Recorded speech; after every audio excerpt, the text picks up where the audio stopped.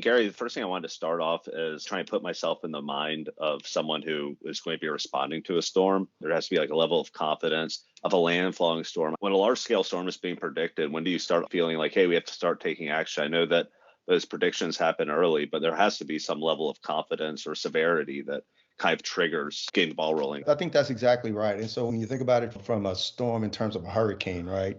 So when the thing that really triggers it for hurricanes is the strength of the storm, right? So it's the path of the storm and the strength of the storm. So when we start getting forecasts that say, here's the cone of confidence, and obviously the further out the storm, the lower the confidence level, right? You still have prevailing factors that can change the course of that storm. But as that storm starts approaching, the sooner we get indication that it could perhaps hit our service territory and that the strength of the storm, that is really when we start going into motion, so to speak. That's when we start thinking about resources. That's when we start thinking about system readiness to respond. And so that information, the soonest we have it, is what would trigger us starting to monitor it multiple times a day, really. That's when we start to heighten our awareness. Is there an average timeline before that landfall would happen, like 3 days prior, 4 days prior? Yeah, I tell you, the best preparation obviously is the more time you have.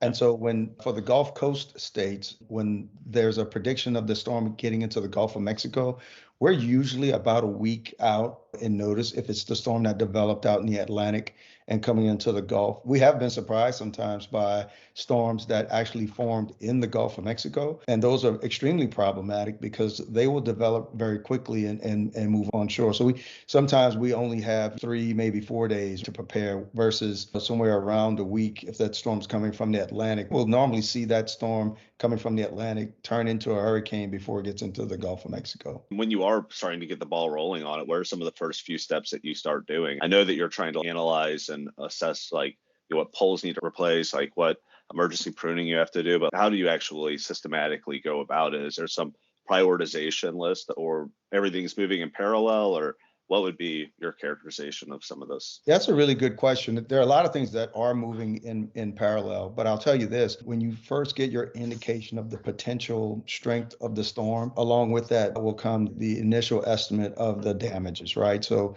we'll have a predicted path, and again, the confidence of that will change, but then we'll have a strength of that storm, and we'll have the, if you will, the widening or the range of that storm. And so we'll know how many miles it covers and how fast they say it's going to move. And then what you really want is you really want to have a tool that gives you an estimate of what the damages may look like in terms of number of poles down, number of wires, because really with that first estimate, that's really how you start determining what resources you're going to need. That damage or that damage estimate rather, will help you get your initial estimate on what resources you're going to need to respond to the storm. For those estimates, what are some of the variables that go into that calculation? I know that there's a lot of enterprise data that you have at the tips of your fingers. What's some of the data points that you use to leverage that analysis? Yeah, so you really want to pay attention to things like the wind speed. You want to know, because that basically goes into the calculation of the strength of the storm, whether it's a category 1, 2, 3, 4, 5 hurricane. But you also want to pay attention to how fast or how slowly that storm is moving. So you can imagine a storm that's very powerful, if it's moving very slowly, will do a lot more damage than a storm that's just going to blow through at the same size, same strength storm. We also pay attention to rainfall, the amount of water that it's going to be poured into that territory can significantly affect us because that will drive where we think we will have flooding. So we look at things like substations and some of the areas, the roadways that might flood, because that'll influence where we need to stage resources to get in to respond in those areas. And then there's a few other variables that sort of come into that too. So I mentioned wind speed. Utilities from a safety perspective generally can't put a person in the bucket trucks, in the aerial units, in the air, and that wants to get over that 30 to 35 mile an hour. It's just not safe to do that. So when we look at the forecast of when those wind speeds and how long those wind speeds will be at or above those levels, that really affects when we can get started on restoration. And prior to the storm even approaching and landfall, I feel like in the DC area, we'll get those heavy winds prior to it and the speed of the storm too, that I wasn't even thinking about that angle. If it is going slow, yeah, it's going to be just tearing you up for a long time.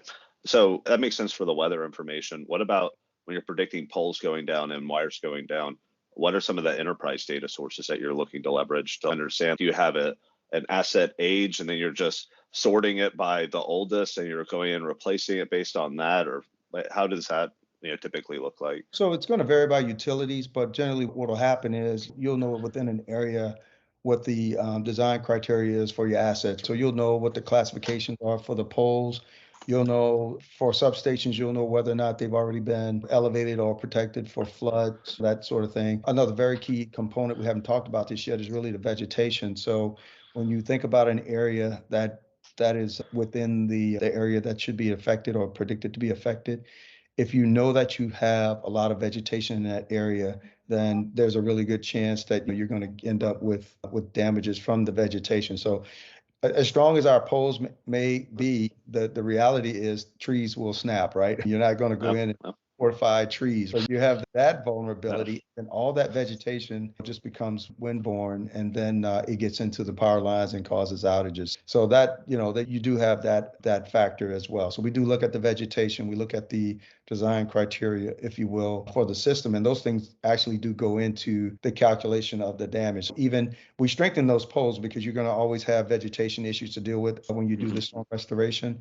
But ideally, you want your utility poles to still be intact so that it's a faster restoration once you get all the vegetation removed. Hopefully, you don't have all the wires down, but even if you have wires down, reattaching wires to poles that weren't compromised will help you in restoration.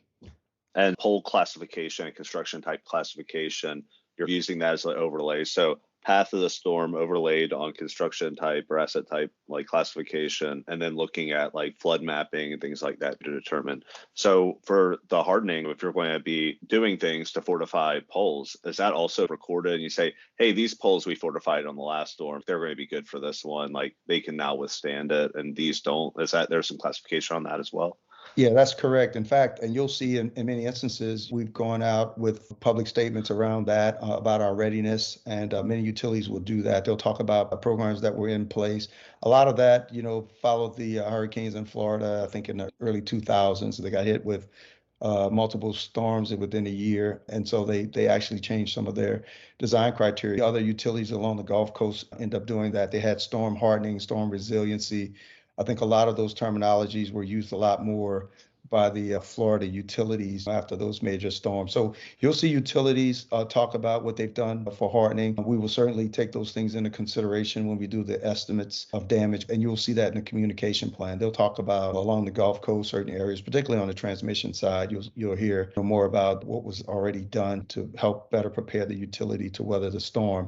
But you're now starting to see that more so on the distribution side. So those estimations that you're doing too, is that like to, because I don't even really know how mutual assistance coordination works, to be honest. Hey, we're estimating this many outages, so we need this many people, and then you request them and then they get it, or how does that even work? It seems, hey, can I have your employees for a while? I don't know. I feel like you would have to have some Yeah. level of diligence and justification for it. Yeah, so just what happened is I think it's just known by all the utilities and their regulators, right? That you don't, just from a cost effective perspective, it's just a lot easier to have a mutual assistance program versus each utility having to hire staff and retain all the people that you think you may ever need to respond to a storm.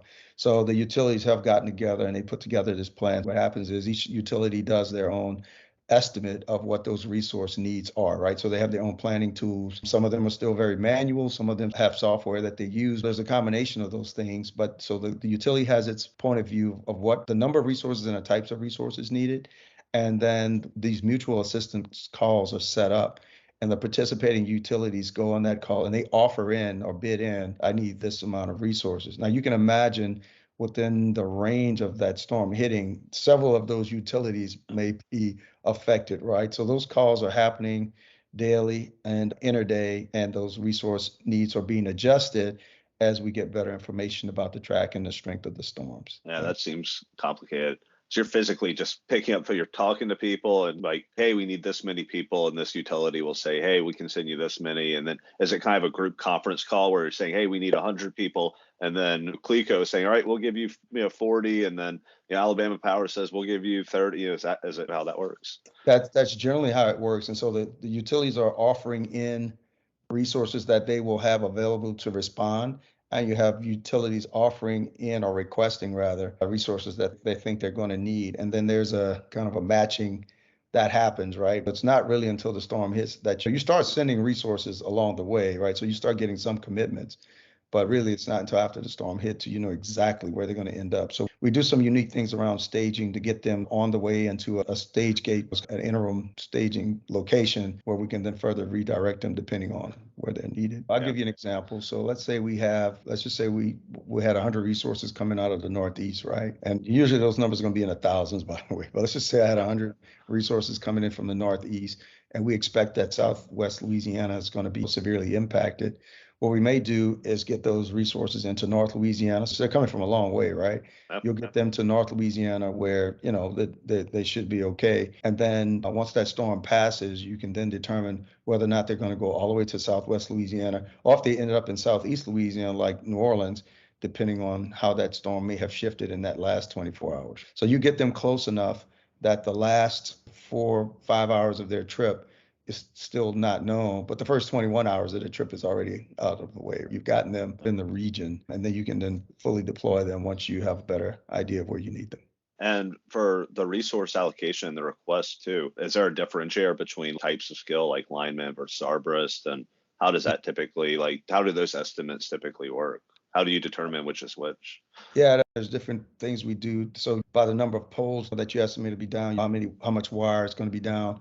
And then I'll just say like a basic line crew, you'll know what that is. And so you'll start having that. You also, on the vegetation side, you'll have some estimates. And sometimes utilities will just use a ratio, an estimate. If I've got X amount of poles and wires down, it's usually due to vegetation, trees fell on the circuits, so that type of thing. And you may have, say, 4 to 1, or there's be some ratio of those vegetation crews to line crews type thing. And so you'll have that as an estimate as it comes in. But then keep in mind, you also have all the support that goes along with it, right? You need mechanics, you need the tires, there's other things you need to keep all the equipment running and working in order. So you've got that goes along with that as well. I didn't even think about mechanics and stuff like that. That's a good point. I would have never thought about that. So Yeah. typically what will happen for the estimates of like resource, like the pie chart of resources you need, is looking back retrospectively saying, hey, we had this many, outages, this is what kind of happened, and we needed this many linemen, this many arborists, and then just using that historic data to provide that high level estimates. Yeah, I think to some degree, and the reason why is because in each region you could have some different dynamics around like vegetation, or the closer you are to the coast, you usually get more of the brunt of the storm when it comes on shore. So you can see where you might expect to get more damage, but also keep in mind specialty equipment. I'll give you an example. So one year we were especially challenged with flooding, and so we had to go out and try to get high water vehicles that typical trucks that you've seen like the military use that can get just about anywhere. And so we had to really scrounge to get those. So what we realized is that, hey, we went back and looked at how many storms we've had where we've had to do that. And we decided to bring some of that in-house. So we ended up actually purchasing some of those and hiring experienced drivers to be able to operate those equipment. And then we will stage those separately. So we'll bring them all within a region. We'll have some in Texas, some in Midway in Louisiana, and some other places. And then we'll just start deploying them as needed. So just keep in mind by region, because of the historical experiences with storm, you may think about things a little bit differently. You may have more of a ratio of one type of resource than another, just because you're more prone to flooding, or you just have an extraordinary density of vegetation in the area. So this kind of loops me around to our solution. We're able to anticipate and forecast outages at a feeder level. So with that type of data, would you be staging people at that exact location? How would you typically approach that? If you could be more precise with that. So I'll say it this way. If I had more precise data that gave me more confidence that a certain area was not going to flood, then that might influence me being able to move crews a little bit closer to that area if it was going to be effective, because then I could possibly have more confidence in them accessing the staging site that's closer, which means they'll be sooner to getting to the assessments and the restoration effort. So the better information in general, the more information you have that you can rely upon that's been validated, the more accurate your prediction models are, the better you're going to be at planning your restoration, the number of resources you need, how to get those resources where they need to be? How do you actually, the logistics? You've got to have beds for all of the people that are going to be there. So you've got to have all that. You've got to be able to feed them all. So you've got to have the resources for all of that. So it really is, the more information you have, the better you're going to be at planning that. And the closer you can get your resources to the problematic areas, then the faster you're going to be able to get the power restored. So if you had the perfect staging location, like if it had these like, different attributes, like proximity to where the most damage is going to be, it's not flooded, it's close to like hotels, I'm assuming, or a place for people to sleep. I'm assuming restaurants aren't open during a big storm, so you Right. feed them at a actual facility. So close enough proximity to one of those facilities. Any other things that you would be thinking about in this matrix of, if you had the data, if you could be super precise with predicting where it is, how would you identify that? So I think you hit on a lot of the good points. There's some other things, right? So when you think about the vehicles that come and go, some of these are very large vehicles. So you really want to be as close as you can be to interstates and major highways, right? You need to be able to have the ability for them to get in and get out of there very quickly. And keeping in mind, some of them have some pretty wide turns to move things in and out. So you want to make sure of that. The level ground, you want to be able to see the topography of the location and make sure that it is suitable for these heavy trucks that I just talked about to be able to get in and out. You want to be able to know whether or not they have potable water, do they have sewer connections, that kind of thing. There's just a lot of some of the basic things that, quite frankly, you can have that information ahead of time. And if you can predict where the storms are, you can even predict how those things you need would be affected by the storm. And then you can better make a decision of whether or not that particular staging site is actually going to be beneficial for the restoration. If you're estimating it, then you can do a lot of hypothetically. If you can estimate where the outages are going to occur, you can do that hardening, emergency pruning activities a little bit more effectively. How would you traditionally go about it? If you are just roughly estimating, hey, there's going to be these things, like I understand like the pole classifications, but for vegetation management, is it just that cyclical nature? Like, hey, we did that, a 4-year cycle in year 1 and we're already in year 4. So we estimate that being more heavily vegetative. Or is there a different type of approach where you have a backlog of hazard trees that you're working through? So one of the biggest challenges I think that all utilities have is that a lot of those assessments, regardless of you'll know what work you've already done and how that should help you in the response. And the reality is you're still going to have trees outside of right of ways. You're still going to have Mother Nature, as I like to say, is undefeated. So you can plant as much as you want and hope for the best. But all of this requires some manual intervention for assessment, right? So you're going to get crews in, you're going to have scouts to go out and look at damage. You're going to have people that use technology that might fly drones when they can, but you got line of sight issues. You can only fly the drone so far and then you have to move. So that takes time. And so all of this takes some amount of time. I'll tell you, it's incredible to me that utilities can do this manual process as efficiently as they can and within a matter of days get a really good assessment. But I do think that the opportunity now is you have other technology that's available. And so you can reduce some more human error. Ideally for me, it would be how fast can I get the most accurate information possible? And how fast can I make a decision about staging, about the resources I need so that I can get started? Every utility wants to get the power back on as soon as possible for all their customers and for all the communities that they serve. And the quest, if you will, is how do I get the best information available as fast as I can, and how do I process that information into some meaningful actions that I can take? I know you mentioned buckets can't go over a 30-mile-per-hour wind speed, but are there some certain activities like in the midst of the storm you can be doing, or is it like we have to wait, we'll do our assessment and then we take action, or is there stuff you can do in the middle? Absolutely. Yeah, there's certainly things you can do and we do, right? So there's a lot of things happen in parallel. So a lot of what we're talking about is really on the transmission and distribution side. And of course, there's things that are happening on the power gen because you've got to get your power plants up and running as well. So there's other things in other parts of the business of delivering power that need to happen. But let's just, even if we're talking about just on the distribution and transmission side, you still have to, before you can actually put somebody up to do the work, you still got all the logistics around the materials, that you've got to get. When people show up, you still have to go through safety orientations. You still have to develop work packages for them. So you've got to be able to communicate what needs to be done and where. So remember, you've got utilities that are coming from all over the country. They don't know your system. And so you're going to have to take them and point them in a direction and be very specific about this is what I need you to do. Now, some of it can be general enough to say, that along this highway, all of the poles are down, right? You need to replace all of the poles. You still need to know how many poles. You still need to know what classification of poles. They still need to be able to load those poles and bring them to the job site. There's just a ton. You still have traffic control around some of those issues. There's just a lot that still needs to happen, Yeah. before you put a person in a bucket to do that work.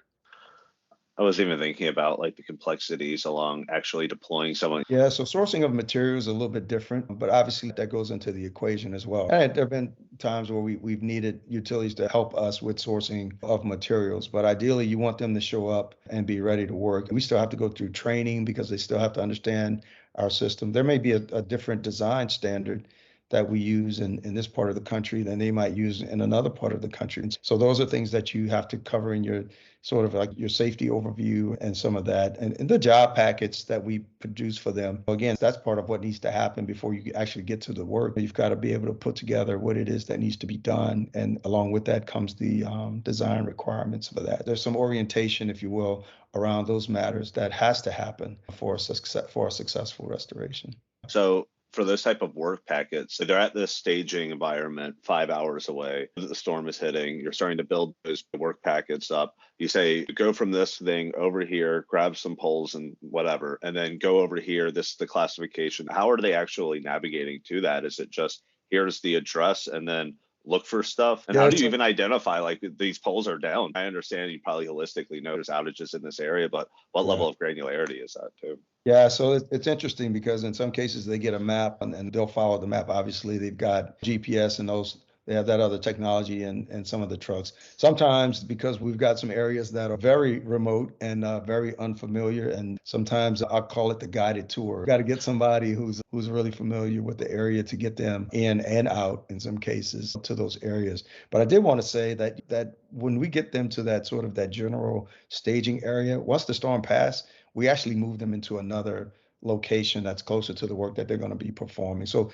if they were in Shreveport, Louisiana, let's just say right before the storm hit, some of those crews may move into Lafayette, some of those crews might move into New Orleans, they may be in Lake Charles, Baton Rouge, what have you. We'll get them certainly closer to the work. So they'll be at a staging site that's really close to the networks that they're going to be working in. And then they'll have the network bosses there will be the ones that they'll take directions from in terms of the work activity. Yeah, it just seems like unbelievably complex too. It seems like a ton of moving parts. Yes. And again, it's a lot of it is manual communication and passing forth of information. Some of it is electronic, of course. A good bit of data reporting is done, electronically. Emails are sent, access to systems where you input we call them rosters, but your resources. That happens. You'll find that they're accessing different systems to do that. You always run into the challenges around connectivity issues, whether or not the local, internet provider is even up and running. And if they're not, you've got your cell phone, you're trying to use that as a hotspot. There's just all kinds of other challenges that we've run across during a storm restoration.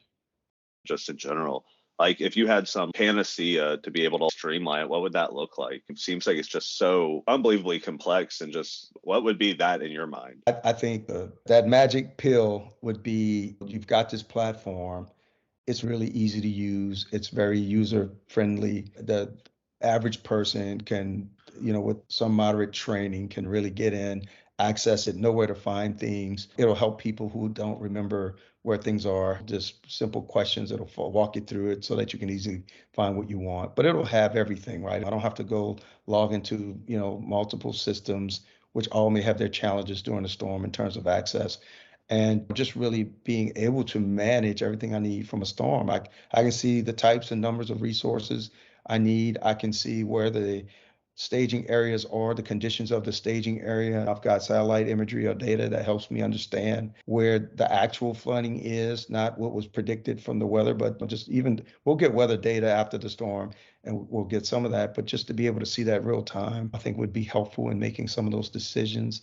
And then some of I call them canned reports, but just some of the general reporting that would be very useful for everyone within the system. And I say the system within the utility who might need access. And those could be reports that we typically use to report out to governmental officials and probably more importantly to our customers. Just this is what's going on. This is where we are.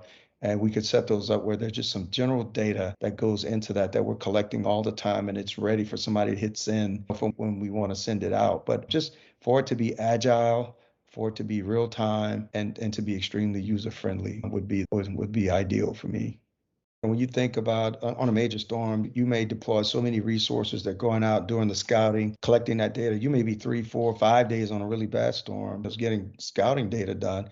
And remember, those scouts are impacted by weather as well, like their ability to get into the affected area to actually put eyes on or put cameras on along the damage. So every day, really every hour, but every day that you can save and getting that information and figuring out what needs to be done is a day you save people without being without power. And so we know from history that when people are making these decisions about getting back to their homes, you also have small businesses who literally live by the day. So every day that they don't have power, they're not serving customers, they have no revenues coming in. This is their livelihood. So 24 hours, if you can shorten storm restoration by 24 hours, by just getting the information sooner, right? If you knew Well, a lot sooner about the damages, it would go a long way towards bringing the community back. It really would.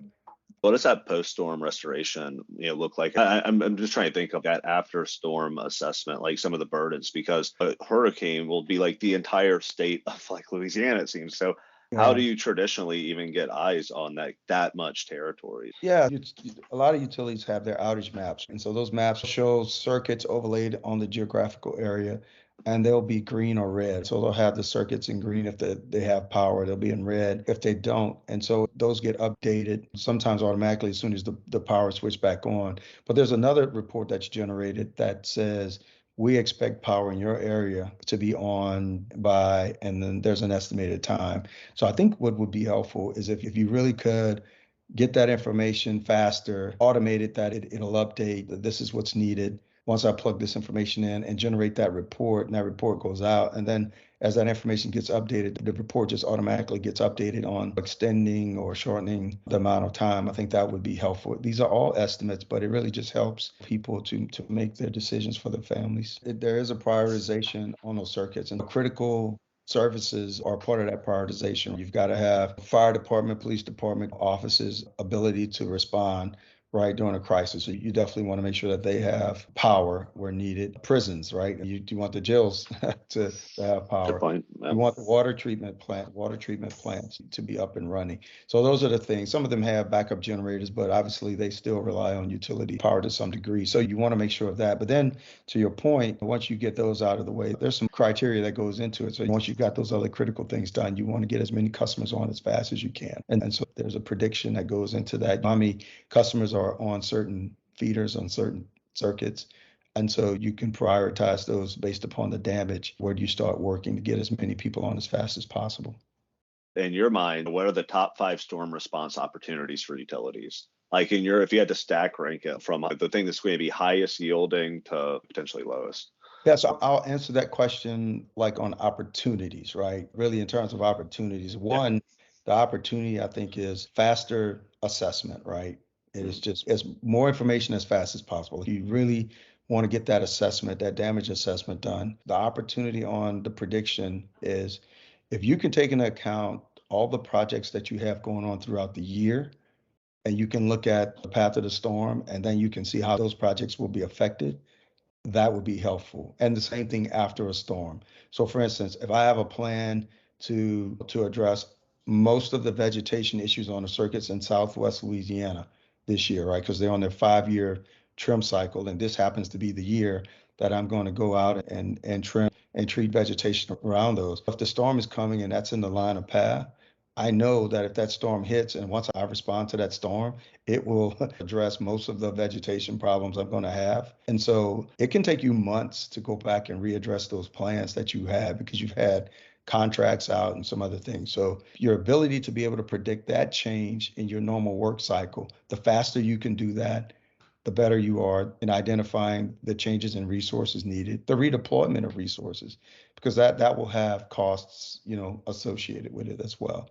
So those are some of the main ones. We talked about a few of the others too. If I had data that showed me what those staging sites look like right after a storm, I could see a picture of the staging site before somebody had to drive out to the middle of nowhere, only to find out that there's 2 feet of water still on that site and it's not going to be usable. If you shot me a satellite image and I saw that, I don't have to waste time sending somebody out there to tell me that I can't use that staging site. And so that to me would be tremendously helpful. And then also all of these trucks have to get to where they're going. If there's road blockage, if there's road flooding, if there are trees that are on the highways, if there's anything that is impeding the cavalry from coming, I need to know that as soon as possible. Those to me are some of the real-time decisions that can save you hours and in some cases days on storm restoration and ultimately save our customers costs and getting them back on faster. So think of it this way. It's really about how effective are you controlling the things that are within your control. That's really how to think about it, right? So if you don't have storms, are you really good at planning and executing on improving and maintaining reliability? And that's really what those metrics really say, right? So every storm is very different. And some storms are going to have more of one type of damage than another. So it's really hard to standardize that part. Now you can look at, if you just want to compare storms by themselves, and they do that, then there are some metrics around that you can look at and see how quickly did you get the assessment done, for example. But then that also, even with that, you have to look at how wide was the storm, how big was the storm, how fast did the storm move, did you still have rain and challenges to get people in place. So it's just every storm is different. And those statistics you talked about, they're just really about how good are you at doing the things that are within your control. But how do you measure success in a storm response? I know that you're going to say that, but there's so many complexities. Like it was wide, there was still raining in this one part, it was still Right. flooding. Like it seems like unbelievably complex to be able to benchmark and measure and compare yourself against anyone So else or even yourself in a different storm environment. you're absolutely right about that. And it is, those comparisons are hard to do. There have been organizations within the industry that have done that. So they'll chart all the storms, they'll look at the category of the storms, they'll look at how long it took you to complete the storm restoration, they'll look at how long it took you to get damage assessment done, and they'll compare that against things like number of poles that are down, number of wires that are down, that kind of thing. So you get a sense of how certain storms compare to others in terms of the amount of damage. And then you look at those and you put those in a category and you compare those similarly for how long it took you to reach some of those milestones that I just mentioned. And so you measure yourself on how effective you were at assessing and getting some of the damage done. Makes sense. And those are those reports that you were mentioning that you send over to government agencies like, hey, we're doing all this stuff, and then they take that and compile that analysis. So the industry agencies, some of the ones that collect the data in the industry will do that. The ones that go more to the governmental officials will be the local, the state, and the federal branches of government. And those are really more around the status of where things are, right? We were in constant communication with them about what we foresee, the predictions on the damage, our state of readiness, when the storm hits, the information that we have about the damage. And then once we're into restoration mode, it's just a constant conversation about progress and challenges and wins. When you can tell people, hey, we got the lights on in this particular area, these folks can come back home, that news gets shared as quickly as possible. We talk about challenges, especially if things are going to be lingering once we complete the storm work, that. So there's a lot of communication. We're shared resources in some ways. And sometimes they'll find out from us about road closures, flooding, and other challenges that the general public may need to know. The governmental agencies' communication that's a bilateral deal that helps us share information that can be beneficial to everyone. So, Gary, in regards to disaster management, I know that you mentioned before about LiDARs. You have to have line of sight. You can't fly it during certain conditions. But what's your overall thoughts of the juxtaposition between satellite and LiDAR for this use case? That's one area that I think is a hot topic these days. In my opinion and in my experience, LiDAR has its place in some applications. It gets you very discrete, very accurate data. It just takes a longer time to do it. And you mentioned already some of the challenges. What I found to be very interesting and beneficial from satellite data is when I don't need to have the most granular piece of data, I can still collect a wide variety of data in a very short period of time and make some very valuable, meaningful business decisions around that. So I can collect that large amount of data. And we talked a little bit earlier about some of that, just being able to see where some of the damages are. I don't necessarily need to know down to the inch about some of the damage. I can see poles being down, and I don't really need to be much more granular than that in many ways. And so that to me is where it is. I think satellite just gives you the opportunity in a much more cost effective way to collect a lot more data and react a lot faster, especially when it comes to disaster management.